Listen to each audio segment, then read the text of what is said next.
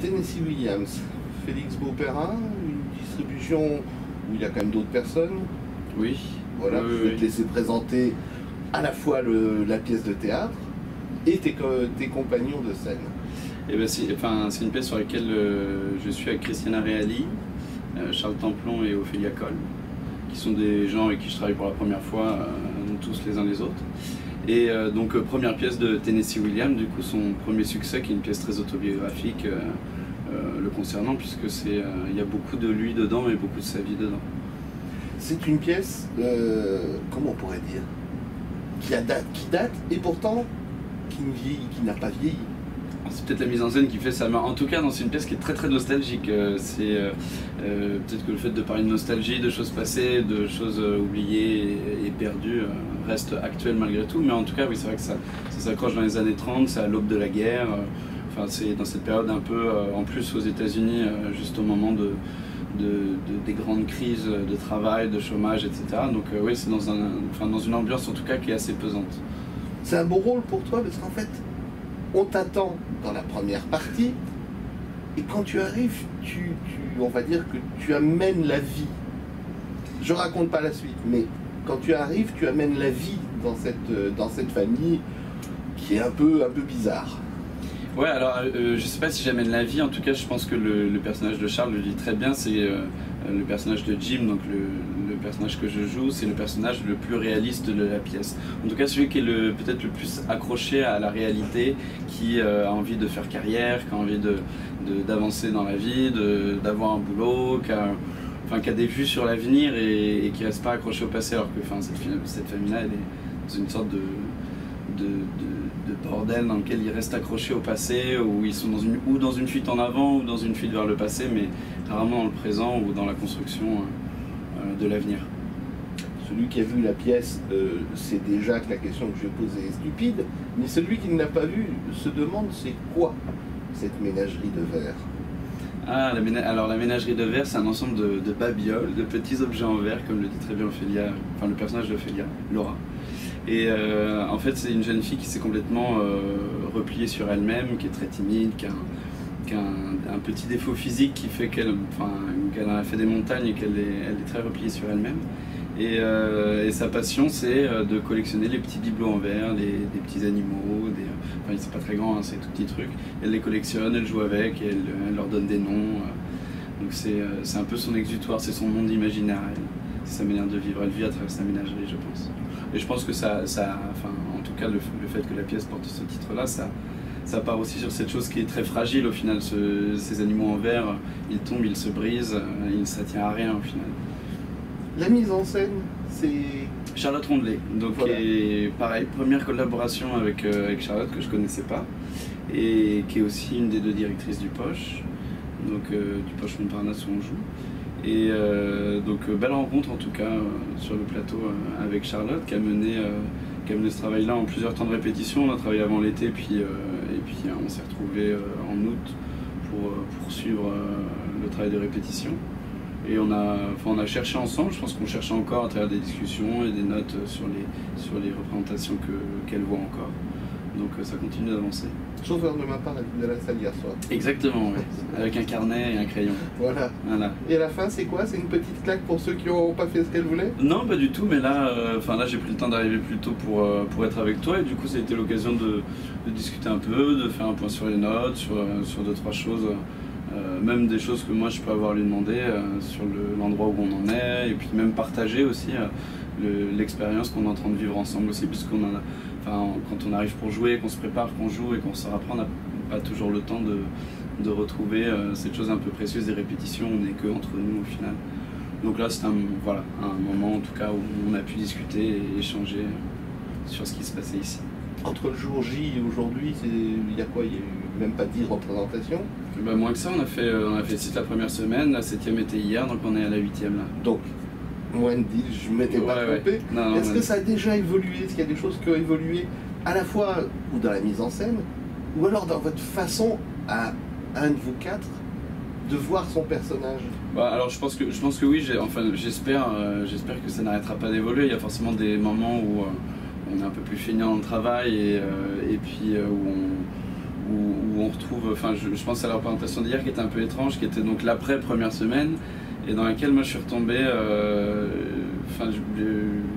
je suis arrivé j'ai traversé donc cette histoire et le personnage de Chin en me disant, en me surprenant de retrouver des choses que j'avais trouvées en répétition, mais que j'avais décidé de mettre de côté, de ne pas retoucher, et puis de travailler avec d'autres choses, et puis au final de construire quelque chose de très différent. Mais hier, il y avait je retrouvais un peu des ficelles de répétition que j'avais laissées derrière moi. Donc il y a cette chose-là où oui, ça avance toujours, oui, on retrouve des choses, on en trouve de nouvelles, ou on retouche à des choses auxquelles on a déjà touché, mais je pense que voilà, on fait le spectacle vivant, donc chaque représentation est censée être différente et de chercher dans quelque chose de nouveau et de différent. Tu me parles de spectacles qui soient nouveaux et différents.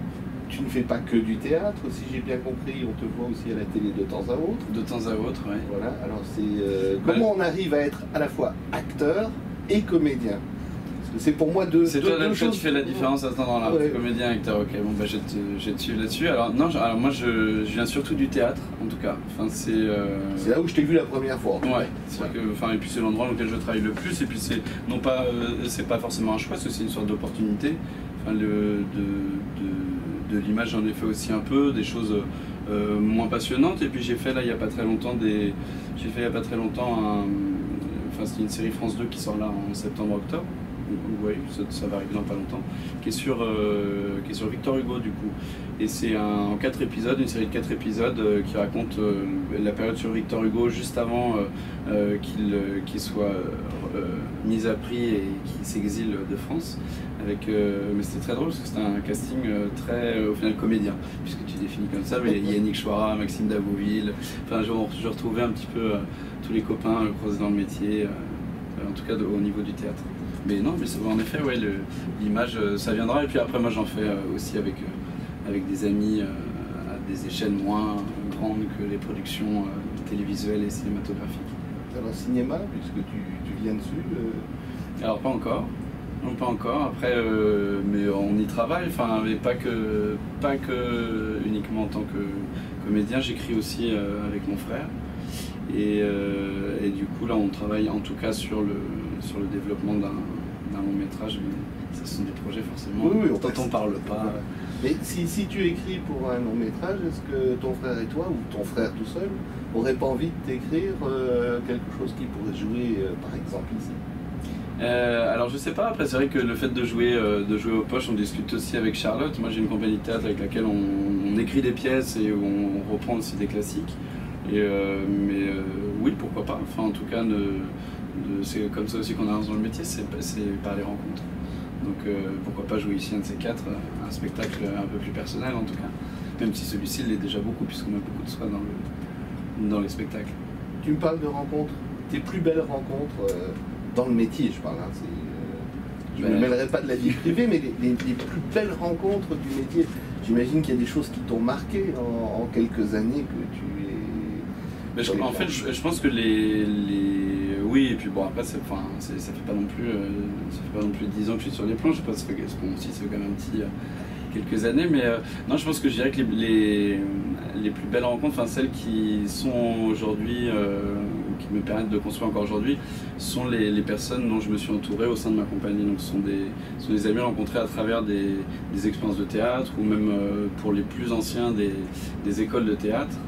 Et c'est ceux qui aujourd'hui ont dépassé un peu le stade d'amis ou de collègues de boulot, et qui sont au final au sein d'une troupe et avec lesquels je mène un travail de troupe qui est assez fusionnel et créateur. Pour ceux qui se demandent, mais je l'ai déjà vu quelque part, on va répondre à la question, t'es arrivé comment au théâtre et t'as fait quoi jusqu'à aujourd'hui? Alors, je suis arrivé comme au théâtre, bon, outre les écoles, enfin j'étais encore en école quand j'étais au LFTP, qui est le laboratoire de formation théâtre physique, qui est à Montreuil, qui est une école qui est très formatrice et déformatrice. Je pense que ça la définit bien. Et j'ai rencontré Jean-Marie Besset, enfin j'ai pas rencontré là-bas, mais on s'est revus dans le cadre de travaux présentés dans ce travail-là. Et il m'a embarqué sur Montpellier pour la création de sa dernière pièce, Le Banquet d'Auteuil, qu'il voulait monter avant son départ de Montpellier. Enfin, c'est une pièce qu'il a monté ça en quelques semaines pour une semaine de représentation. Et là-dessus, ça m'a permis, moi, en tout cas, de rencontrer Laurent Grégoire, qui est aussi, en effet, une belle rencontre du métier, puisque c'était complètement par hasard à Montpellier, enfin, à la première, en tout cas, du banquet d'Auteuil. Et lui m'a ensuite présenté à Steve Suissard, avec qui j'ai fait la pièce d'Éric Emmanuel Schmitt, Et si on recommençait, avec Michel Sardou. Et puis d'autres, il y avait Donia Cossins, Florence Coste et Katia Miran, et puis il y a eu 2 comédiennes qui se sont succédées dans le rôle de la grand-mère. Et après on a repris le banquet d'Auteuil. Et ensuite je suis arrivé ici. Donc tu vois, le chemin il s'est fait comme ça. Et ben je réalise une chose en t'écoutant, c'est que c'est pas dans le banquet d'Auteuil que je t'ai vu la première fois.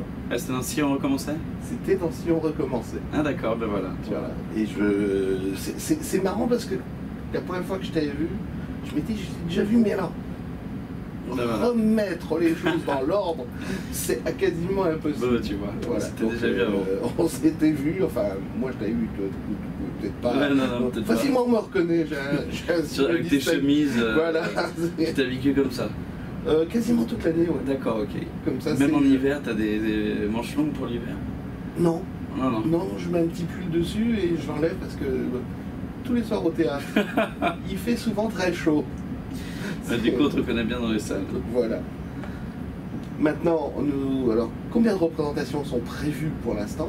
Alors, au minimum, on en a une quarantaine qui sont assurées, mais je pense, au vu des retours de la presse et des retours des spectateurs, qu'on ira au bout de ce qui est prévu, c'est-à-dire jusqu'au 15 janvier. Donc, je pense qu'on doit dépasser la centaine de représentations. Ouais.